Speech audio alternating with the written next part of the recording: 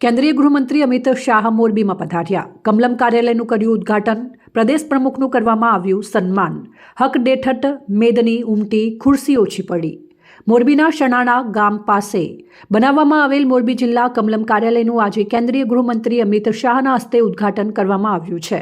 તેની સાથોસાથ ગુજરાત પ્રદેશ ભાજપના નવનિયુક્ત પ્રમુખ જગદીશભાઈ વિશ્વકર્માનું અભિવાદન અને સન્માન કરવામાં આવ્યું હતું, જેમાં સમગ્ર મોરબી જિલ્લા અને આસપાસના જિલ્લાઓમાંથી મોટી સંખ્યામાં ભાજપના આગેવાનો, હોદ્દેદારો અને કાર્યકર્તાઓ હાજર રહ્યા હતા અને હક ડેઠટ મેદની ઉમટી પડી હતી અને ખુરશી ઓછી પડી હતી. લોકો નીચે બેસી ગયા હતા તો ઘણા લોકો બહાર ઊભા રહીને સાંભળી રહ્યા હતા.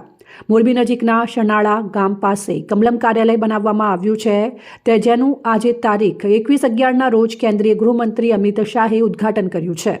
તેઓની સાથોસાથ ગુજરાત પ્રદેશ ભાજપના નવનિયુક્ત પ્રમુખ જગદીશ વિશ્વકર્માનું વિશેષ સન્માન કરવામાં આવ્યું હતું.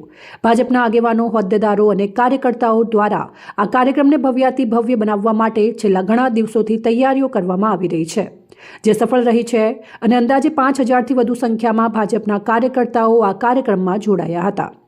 સભામાં વારંવાર શ્રીરામના નારા લાગી રહ્યા હતા. ગુજરાત અને દેશમાં જેને રાજનીતિના ચાણક્ય તરીકે ઓળખવામાં આવે છે, તે અમિત શાહ આજે પ્રથમ વખત મોરબીના આંગણે આવ્યા હતા, ત્યારે તેઓનું ભવ્યાતિ ભવ્ય સ્વાગત કરવામાં આવ્યું હતું. અમિત શાહે પોતાના પ્રવચનમાં કોંગ્રેસ અને વિરોધ પક્ષને હાથ લીધા હતા અને આગામી સ્વરાજ્યની ચૂંટણીમાં જીતવાનો આશાવાદ વ્યક્ત કર્યો હતો. તે સાથે દેશમાં ઘૂસી ગયેલા ઘૂસણખોરોને ખસેડીને કાઢી મૂકવાનો હુંકાર કર્યો હતો.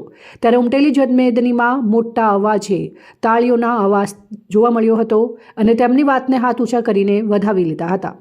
રિપોર્ટ શ્રીકાંત પટેલ, સંબંધ ભારત ન્યૂઝ, મોરબી.